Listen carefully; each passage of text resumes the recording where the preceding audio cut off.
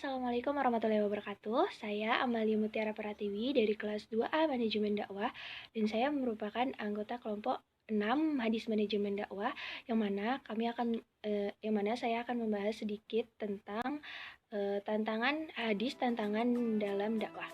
Tantangan dakwah merupakan suatu permasalahan yang terjadi dalam proses menyeru, memanggil dan mengajak masyarakat dari arah yang salah menuju ke arah yang benar.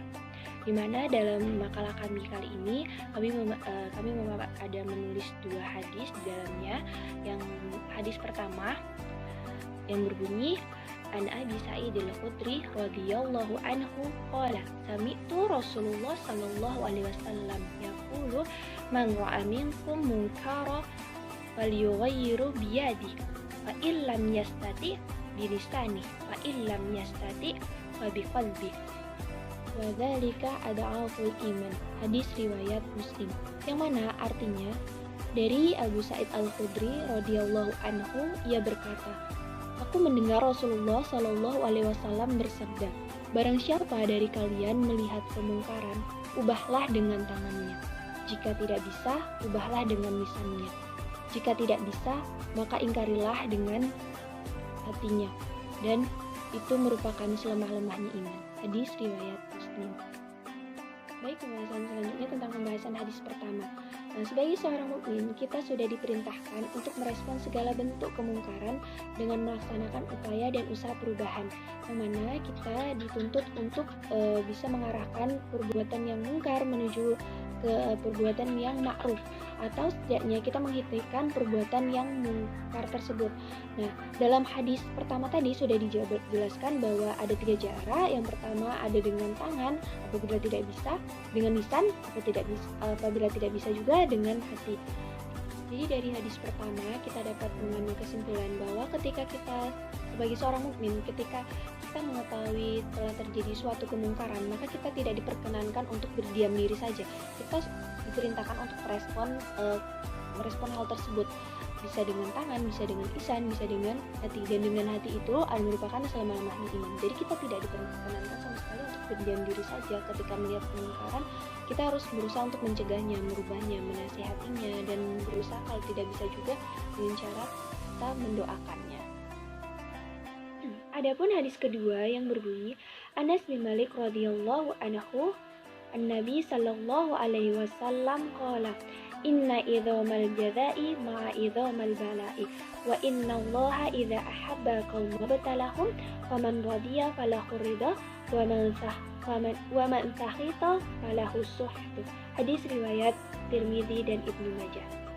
Yang artinya Anas bin Malik radhiyallahu anhu meriwayatkan dari Nabi sallallahu alaihi wasallam, beliau bersabda, sesungguhnya besarnya pahala tergantung pada besarnya ujian. Dan jika Allah mencintai suatu kaum, maka Allah akan menguji mereka. Dan siapa yang ridho, maka baginya keridhaan Allah. Siapa yang murka, maka baginya kemurkaan Allah. Hadis riwayat Tirmidzi dan Ibnu Majah. Jadi hadis kedua, kita dapat mengambil kesimpulan ketika kita berdakwah, kalau kita menjumpai suatu tantangan, kita bertemu dengan tantangan yang luar biasa, tantangan yang sulit, tantangan yang mungkin harus banyak-banyak bersabar dalam menghadapinya, tetapi kita sanggup melewati itu semua dengan ikhlas, kita sanggup melewati itu semua dengan ridho, maka bagi kita adalah keridhaan Allah dan cukuplah itu sebagai pahala kita. Dan apabila malah kita sebaliknya, malah kita kecewa, malah kita bersuuzon sama Allah, murka kita sama ketentuan Allah, nah maka bagi kita adalah kemurkaan Allah dan itu cukuplah sebagai hukuman untuk kita. Baik, pembahasan selanjutnya memasuki macam-macam tantangan dalam berdakwah. Dalam berdakwah, tentulah kita akan disajikan, akan bertemu dengan yang namanya tantangan. Lalu apa saja sih tantangan dalam berdakwah itu? Nah, tantangan dalam berdakwah ada 2 macam, ada faktor internal dan ada juga faktor eksternal. Faktor internal bersumber dari dalam, yaitu dari umat muslim itu sendiri. Adapun faktor internal tantangan dakwah yang pertama adalah kurang lancarnya umat muslim dalam membaca Al-Quran dan hadis. Nah, sudah kita ketahui bahwa Al-Quran dan hadis merupakan pedoman hidup umat muslim. Jika membacanya saja kita kurang lancar, lalu bagaimana kita akan mendapatkan petunjuk dalam hidup? Faktor yang kedua adalah munculnya kelompok-kelompok yang menyimpang. Ketika kita sebagai umat muslim kita kurang dalam bekal agama, lalu muncullah kelompok-kelompok yang menyimpang, maka di situ kita akan mudah terombang-ambing karena kita tidak mempunyai pendirian ataupun sandaran yang kuat. Lalu yang ketiga adalah kurangnya kerjasama antara dai dan mad'u. Lalu yang keempat merasa paling benar sendiri. Nah, ini yang paling gawat. Ketika kita merasa paling benar sendiri, kita nggak mau dengerin pendapat orang lain. Meskipun pendapat kita itu salah, tapi karena kita merasa paling benar, ya udah pendapat yang lain itu salah di mata kita. Selanjutnya, faktor eksternal tantangan dalam berdakwah. Yang pertama adalah globalisasi. Nah, di saat globalisasi ini, budaya asing masuk ke dalam budaya kita dan teknologi pun semakin canggih. Nah, semakin canggihnya teknologi ada membawa dampak positif dan juga ada membawa dampak negatif. Dampak negatifnya adalah informasi-informasi trending akan masuk tanpa filter. Nah, di sini tantangan kita dalam berdakwah akan semakin besar lagi. Selanjutnya, sekularisme, yaitu pemisahan urusan antara urusan dunia dan urusan agama.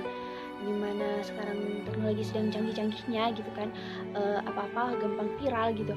Udahlah, aku nggak apa-apa buat yang sesuatu yang melanggar syariat gitu kan, yang penting kan viral gitu kan. Nah, jadi itu udah tugas kita sebagai seorang muslim untuk saling mengingatkan gimana sih caranya agar yang hal seperti itu, hal-hal yang membawa mudarat itu tidak lagi dilakukan atau tidak lagi disebarluaskan. Dan yang terakhir adalah ghazul fikri, yaitu perang pemikiran. Perang pemikiran di sini adalah kehidupan yang berfoya-foya, kehidupan yang hedonisme. Nah, sudah sebagaimana yang saya paparkan tadi, itulah merupakan sebagian dari tantangan-tantangan dalam berdakwah. Ada yang berasal dari faktor internal dan faktor eksternal. Sehingga ketika kita dalam mensyiarkan atau berdakwah, kita dihadapi dengan tantangan-tantangan yang berat gitu kan, ngerasa-rasa kita tuh udah gak sanggup lagi, pingin berhenti di tengah jalan. Mungkin kita bisa melihat bagaimana perjuangan Rasulullah Shallallahu Alaihi Wasallam dahulu dalam memperjuangkan agama kita, agama Islam ini. Dimana waktu awal-awal Rasulullah harus berdakwah secara sembunyi-sembunyi, bahkan harus dimusuhi dengan saudara-saudaranya sendiri, paman-pamannya sendiri memusuhinya, dan sampai-sampai Rasulullah harus hijrah dari Mekah ke Madinah. Nah, mungkin itu bisa menjadi semangat lagi, bisa menjadi acuan lagi untuk kita agar ketika kita berdakwah kita tidak mudah menyerah, kita tidak mudah lelah. Karena sesulit apapun tantangan yang kita hadapi itu nggak sebanding dengan tantangan yang dihadapi oleh Rasulullah Shallallahu Alaihi Wasallam dalam mensyiarkan, dalam menyebarluaskan ajaran Islam. Baiklah, sebagai penutup, mungkin hanya itu saja materi yang dapat saya sampaikan. Saya mohon maaf apabila terdapat kata yang salah ataupun kata yang kurang berkenan. Semoga apa yang saya jelaskan dapat bermanfaat bagi kita semua. Baiklah, saya akhiri. Wabillahi taufiq wal hidayah. Wassalamualaikum warahmatullahi wabarakatuh.